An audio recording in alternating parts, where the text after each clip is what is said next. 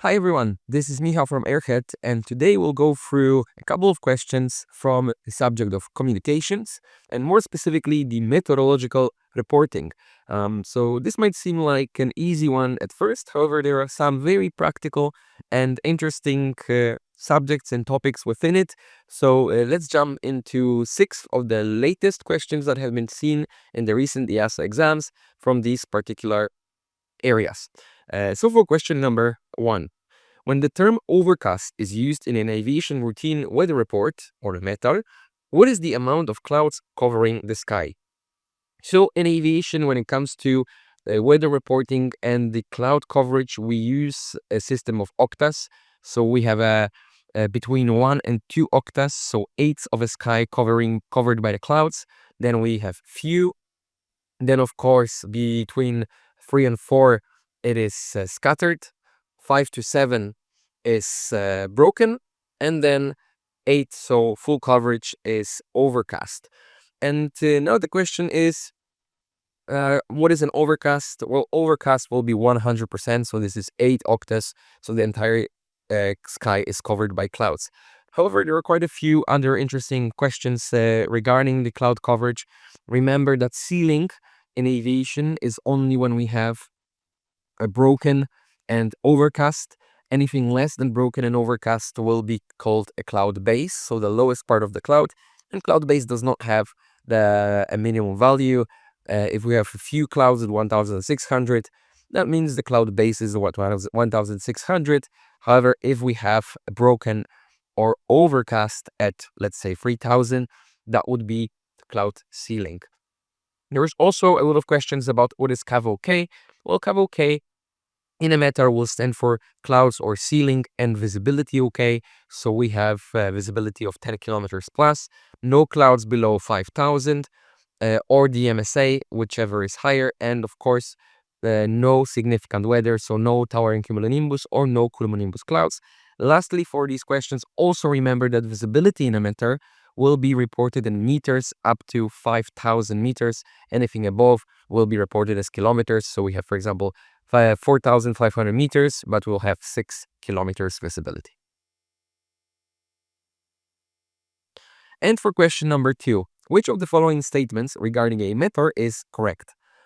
And this is a great case where we can use a mnemonic that will come in handy with a lot of questions regarding the wind directions, actually. So there is a mnemonic, a rule of thumb, which says whatever is written is true. So if you hear wind direction given by an ATC or an ATIS, it will most likely be a magnetic direction, so it corresponds with the runway and your heading. If you read the wind direction in a TAF or a METAR, it will be in a true. Whatever is written has to be true. The exception here will be Volmet, which transmits METARs and TAFs in some significant weathers, and the Volmet might give you, and most often will give you, the true direction. However, this is the only exception because it transmits the METARs or TAFs. So in this case, the wind direction given in true, because it's an emitter, it's written, will be the correct. Of course, the other answers are not correct. And in emitter, we have different types of clouds also reported, such as stratus can be reported. Towering cumulonimbus is very often reported to just be before the thunderstorm. And METAR observations are carrying out every 20 minutes.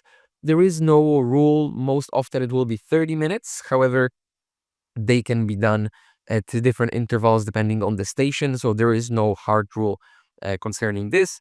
And lastly, visibility given is the minimum visibility observed on the horizon.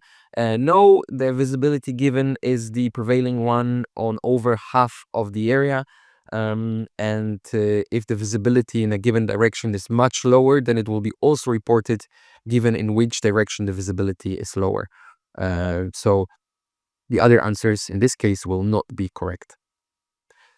Question number 3. You are in an emergency and equipped with a datalink. You want to know the meteorological conditions at different alternates. What is the fastest way? So of course, if we want to know the meteorological conditions, we need to check the weather or the weather reports. And there are quite a few ways to do it. Of course, Volnet, either HF or VHF will give us this. The main difference between VHF and HF Volnet will be the quality of the transmission, and most importantly, the range of the Volnet, because HF has a much bigger range. It can transmit up to, I believe, 2,000 nautical miles, which is an enormous range in general. VHF will have a slightly better quality, but also a decreased range. However, if you want to know the meteorological conditions at different alternates and when you are in an emergency, Volmet is not the best choice, because Volmet, very often the stations will share one frequency. So when you tune in the Volmet frequency, you might need to wait 20 to 30 minutes for the transmission to go into a loop to hear the airport that you want to again. So it will give you information from many airports all at once, one after the other, and then it loops back. So if you want specific airports, the best way to do it is via ATIS. And in this case, the D ATIS is datalink ATIS. It is very easy to confuse the delta at the beginning with digital. And some sources do actually say it stands for digital. However, if you go into ICAO document 4444, then you'll see that the D stands for datalink ATIS. And this means that if you have an IACARS, you can basically get all the latest meteorological reports from different stations very quickly for your aircraft. And this is what you would use preferably in case of an emergency, needing information about your closest alternates. An aircraft is 300 nautical miles from its destination, and the pilot is concerned about possible low cloud formation affecting the approach. How should he or she be able to obtain the most accurate forecast now for an arrival in 1 hour? So, of course, if we are um, 300 nautical miles away, then we cannot really call the station, call the airport, either the approach or tower, as this is way too far for a VHF comms and the standard transmissions. So we can either use a Volmet, which makes absolute sense, call on the aerodrome at this frequency. Well, unfortunately, this is too far away. 300 nautical miles will not be enough for us to get information from the station. If you are in Europe, then 300 nautical miles will be roughly 500 kilometers. This is more than some countries are in width. And lastly, ask the flight information service to check if the TAF has been amended. This is not something we do. I believe the Volmet will be the best solution here. Volmet can operate on the high frequency range. They have ranges much exceeding the 300 nautical miles. It will not be the most efficient one. However, it will be absolutely perfect for you as a pilot to get the latest METARs and TAF information. Now, why you will not rely on the TAF issued 5 hours ago for the aerodrome? Technically, you could, because of course the TAF is a forecast. However, if you can get a latest observation, which is a METAR from the Volmet, this will be the safest and most accurate forecast now, as the question asks about the most accurate forecast now for arrival in 1 hour. Question number 5. Which of the following Q codes are used to communicate pressure settings in RTF air-ground communications? So the Q codes for the pressure settings, we have QNH, which is the mean sea level pressure. We have the QFE, which is the pressure of the aerodrome. When you set the QFE on your altimeter subscale, then your altimeter will read 0 at the aerodrome. If you set the QNH, it will read the elevation of the aerodrome. Then, of course, we also have the SPS, which is standard pressure setting of 1013.25 hectopascals. And lastly, there is something called QNE, and QNE is an altitude, so don't confuse QNE with SPS. QNE is an indicated altitude when you have the standard pressure setting set on your altimeter. This is used at some very high elevation airports, where they will tell you the QNE of the airport is 11,000 feet. So then you set 113.25 on your altimeter, and you know that when your altimeter will read 11,000, you will be at the aerodrome level. And of course, the other Q codes given here, you'll learn a lot about them in general navigation and radio navigation. These will indicate magnetic bearings to or from QDR and QDM.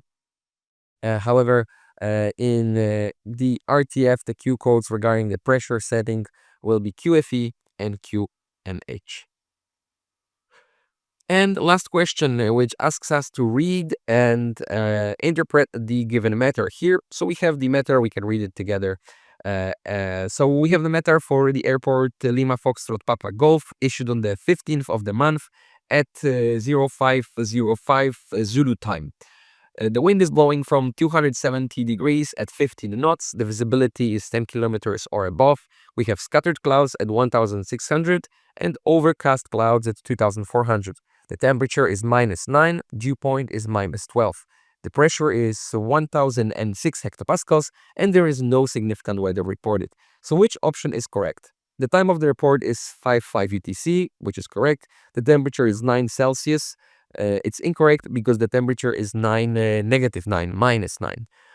So the next one, visibility is greater than 10 kilometers, the cloud base is 2,400, and the temperature is 6, again incorrect.